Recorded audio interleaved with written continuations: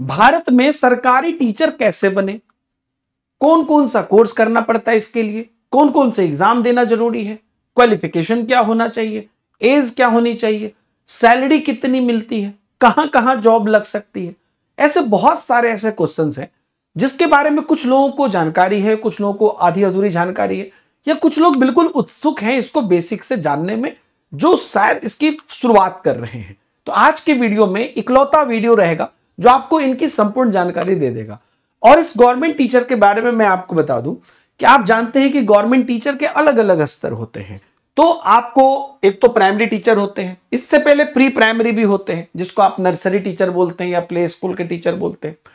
उसके बाद 1 to 5 के टीचर होते हैं, उसके बाद 6 to 8 के टीचर होते हैं, 9-10 के टीचर होते हैं, 11-12 के टीचर होते हैं। इसके बाद जो टीचर होते हैं उनको प्रोफेसर्स बोले जाते हैं, जो आपको यूजीसी नेट के थ्रू या अलग अलग तरीके से होते हैं, जो मतलब कि कॉलेजेस के लिए होते हैं। तो मेरा जो मेन फोकस रहेगा वो 1 to 5 से लेके 11-12 तक के बीच रहेगा। उसके ऊपर आप जो है प्रोफेसर्स के डिग्री में जाएंगे। इससे नीचे आप जब प्ले स्कूल या आंगनवाड़ी इत्यादि होता है उसमें नर्सरी टीचर की ट्रेनिंग होती है, उससे चीजें बनती है। शुरुआत में मैं आपको एक बात बता दूं कि गवर्नमेंट की जो नई पॉलिसी आई है, जिसको कि हम लोग एनईपी 2020 कह रहे हैं, इस पॉलिसी के अनुसार से कुछ चेंजेस हो रहे हैं। इस पॉलिसी के अनुसार से जो नई एजुकेशन पैटर्न है वो अब ये नहीं रहेगी। आपने सुना भी होगा कि ये 5+3+3+4 सिस्टम में बदल जाएगा।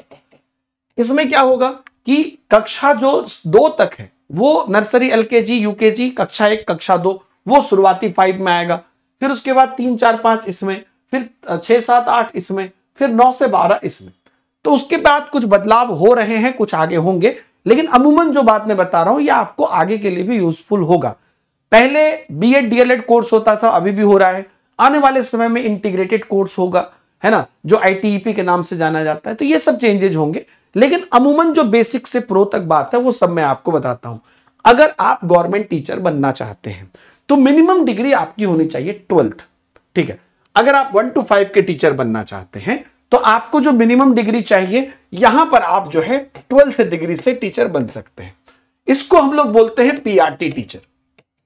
तो प्राइमरी टीचर में आप 12th डिग्री से टीचर बन सकते हैं, मतलब सिर्फ 12th आप किए हुए आप टीचर बन सकते हैं।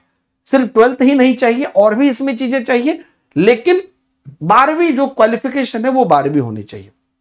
रही बात इसके आगे, अभी आगे भी चलेंगे हम लोग। यहां पर जब आप 12th की डिग्री करते हैं तो 12th की डिग्री करने के बाद आपको एक टीचर की ट्रेनिंग करनी होती है, और ये टीचर की ट्रेनिंग नाम से आपको जानी जाती है डीएलएड, ठीक है।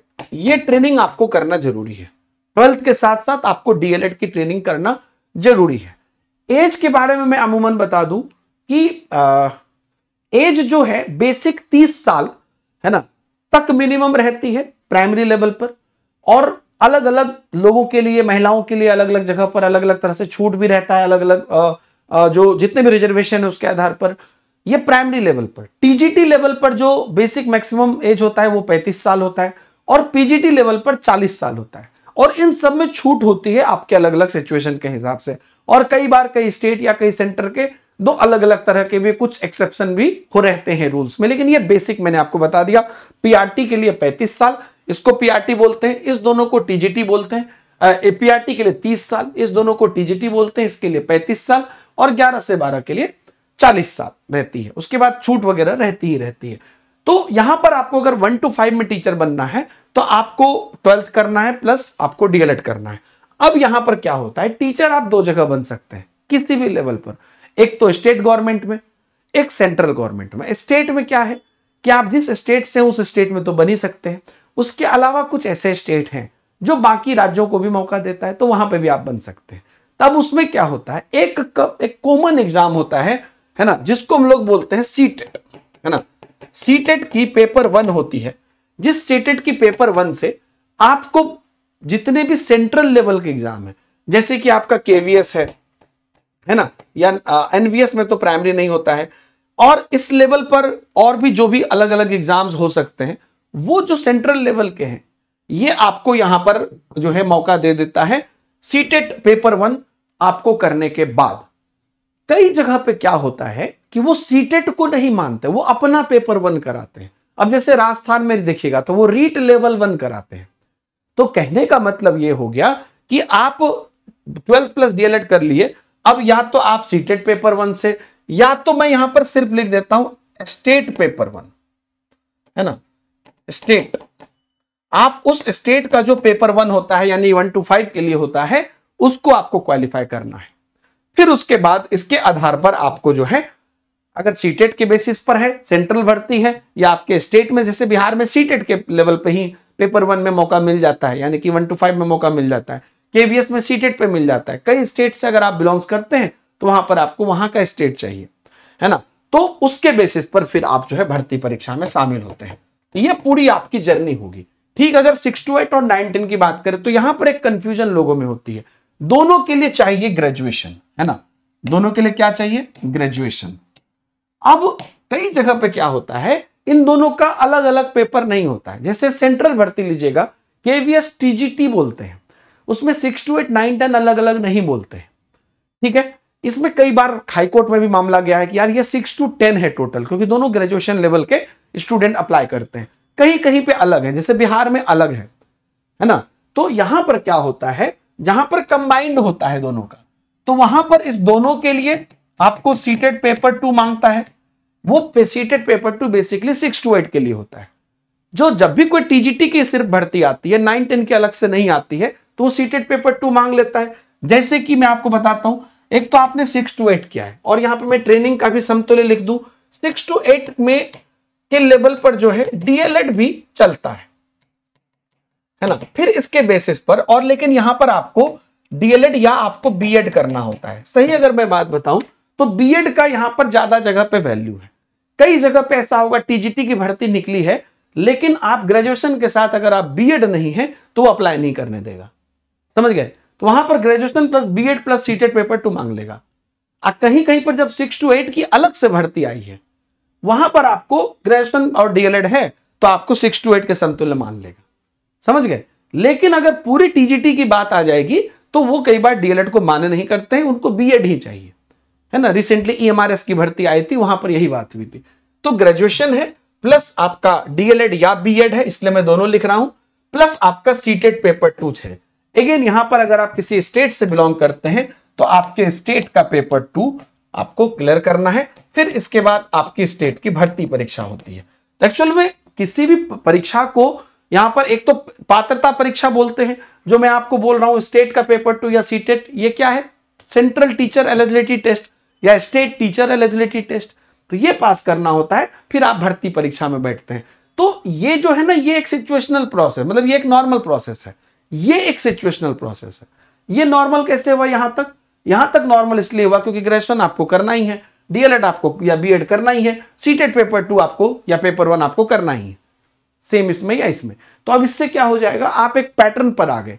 लेकिन भर्ती तब होगी जब कोई वैकेंसी आएगी, मान लीजिए 5000 वैकेंसी आई, 2000 आएगी, तब ये होगा। तो वापस मैं टीजीटी पर आता हूं। टीजीटी 2 भाग में निकलती है। अब जैसे जहां पर 2 भाग में निकलती है वहां 9 10 के अपने अलग रूल होते हैं, कहीं पर एक ही में टीजीटी निकलती है तो मिक्स रूल मैंने आपको बता ही दिया। अब 9 10 के लिए जब अलग होता है दोस्तों, जैसे मैं आपको बिहार की सिचुएशन बता दूं, बिहार में 1 to 5 6 to 8 9 10 11 12 चारों की अलग अलग आती है। तो जब वहां पर दोनों अलग आती है तो इसमें तो सीटेट पेपर 2 मांग लेता है ना, ग्रेजुएशन प्लस बीएड या डीएलएड है प्लस सीटेट पेपर 2, और उसके बाद जो है आपकी भर्ती परीक्षा में आप शामिल हो सकते हो। लेकिन जहां पर अब वहां पर 9 10 अलग होता है, तो 9 10 में कैसे होता है, 9 10 की भर्ती को यहां पर अलग से कहा जाता है। इसको बोलता है प्राथमिक, इसको मिडिल मध्य, इसको माध्यमिक सेकेंडरी।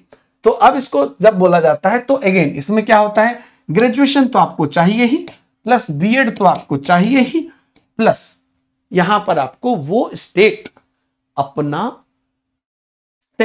जो है पात्रता परीक्षा कराता है। जैसे बिहार कराता है STET, है ना, सेकेंडरी टीचर एलिजिबिलिटी टेस्ट। ये स्टेट नहीं है ये वर्ड, इस वर्ड का मतलब है सेकेंडरी टीचर एलिजिबिलिटी टेस्ट।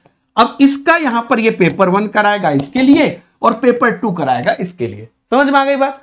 तो जहां पर 9 10 6 to 8 से अलग है, वहां पर क्या होता है, 9 10 के लिए यहां पर जो है ग्रेजुएशन चाहिए प्लस बीएड चाहिए, प्लस वहां पर अगर आप उस स्टेट का कुछ ऐसा है तो आप उसका ये पात्रता परीक्षा भी पास करिएगा, फिर जाके आप भर्ती परीक्षा में बैठिएगा। और 11 12 में भी आपको क्या चाहिए, आपको पोस्ट ग्रेजुएशन चाहिए प्लस आपको बीएड चाहिए, ठीक है, और प्लस आपका अगर जैसे स्टेट का होता है तो आप एसटीईटी, है ना, एसटीईटी, जैसे यहां पर मैंने पेपर 2 बोल दिया, यहां पर पेपर 2 चाहिए, और फिर आप जो है भर्ती परीक्षा में बैठ जाते हैं। कई जगह पे क्या होता है कि इस दोनों जगह के लिए, समझिए, टीजीटी तो इसमें शामिल कर लेता है, लेकिन इस जगह के लिए कोई पात्रता नहीं चाहिए, सीधे ग्रेजुएशन प्लस बीएड है तो आप भर्ती में बैठ जाओगे, है ना। सेंट्रल लेवल पे जो है केंद्रीय, जैसे EMRS PGT, NVS PGT, KVS PGT, PGT बोलते हैं इसको, पोस्ट ग्रेजुएट टीचर, तो इसमें क्या चाहिए, पीजी प्लस बीएड है तो भर दीजिए आप, उसमें आपको कुछ जो है पात्रता की जरूरत नहीं है। लेकिन एक नई चीज आ रही है, आपको याद होगा अभी मैंने बोला यहां पर सीटेट पेपर 1, यहां पर सीटेट पेपर 2, यहां पर एक सीटेट पेपर 3 और 4 भी आ रहा है। सेम उसी प्रकार से जैसे यहां पर मैंने बोला ना स्टेट पेपर 1 पेपर 2 स्टेट में हो रहा है बिहार में, उसी प्रकार का आ रहा है टीजीटी और पीजीटी के लिए भी सीटेट करवाया जाए, तो उस केसेस में फिर यहां पर वो लेयर आ जाएगा।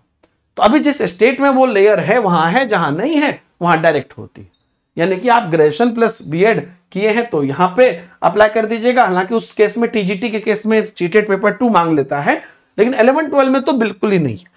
पीजी प्लस बीएड किए अपने सब्जेक्ट में तो आप अप्लाई कर पाओगे। तो ये सभी चीजें हैं। अभी सैलरी की भी मैं आपको बात कर लूंगा। तो कोर्स मैंने बता दिया, एज मैंने बता दिया, इधर 30, इसमें 35 मैक्सिमम, इसमें 40, बाकी आपको रिजर्वेशन रहेगा। क्वालिफिकेशन बता दिया, एग्जाम्स क्या क्या हो सकते हैं वो बता दिया, कोर्स के बारे में बता दिया क्या क्या कोर्स करना पड़ेगा। सैलरी की मैं आपको बस रेंज बता देता हूं क्योंकि बहुत डिफरेंस है। यहां की शुरुआती रेंज आपको 35,000 है, ठीक है, 35,000, 37,000, 38,000 ये है। यहां की शुरुआती रेंज जो है इस दोनों की मैं बता दूं 40 से 42,000, ठीक है, और पीजीटी की 48,000। इसके बाद कहीं पर एक्स्ट्रा भत्ता मिलता है, कहीं पर एक्स्ट्रा चीजें मिलती है तो 5-7 हजार ऊपर नीचे हो जाए। वो रेंज बहुत वेरी करता है, शहरों में अलग है, ग्रामीणों में अलग है, उसी जगह पे टीए डीए ये वो, लेकिन मैंने आपको एक बेसिक रेंज बताया। 35 से 38,000 यहां पर हो गया आपको मिनिमम, है ना। 44,000, 45,000, 42,000 ये वाला जो रेंज है वो इसमें ये सब आ जाएंगे। 48 प्लस के रेंज में यहां पर आ जाएंगे। ये शुरुआती सैलरी, और सैलरी लाखों में जाती है। तो कुछ स्टेट के कम होते हैं, सेंट्रल के कई बार ज्यादा होते हैं। एक D++ भी है, दिल्ली का है, वो भी पीआरटी निकालता है, टीजीटी निकालता है और पीजीटी निकालता है, तो उनकी भी सैलरी अच्छी होती है, वो भी मौका देता है। और आप अपने स्टेट में तो बढ़ ही सकते हैं, सेंट्रल में तो बढ़ ही सकते हैं, और कई जगह पर आप अलग अलग स्टेट में भी बढ़ सकते हैं।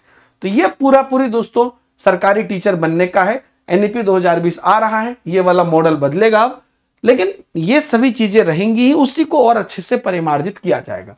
और विशेष जानकारी अगर आप मेरे साथ चाहते हैं तो मेरा जो टेलीग्राम ग्रुप है दीपक हिमांशु सर टेस्ट हो, उससे जुड़े रहें। ऐसी और भी इंटरेस्टिंग जानकारी के लेकर मैं आपके बीच में हमेशा आते रहता हूं। थैंक यू वेरी मच दोस्तों। और बाकी की जानकारी नीचे के लिंक मिल जाएगा आपको टेलीग्राम का। बाकी की जानकारी के लिए टेलीग्राम पर जुड़े रहें। अपने फीडबैक कमेंट में जरूर बताएं। बाय बाय, जय हिंद।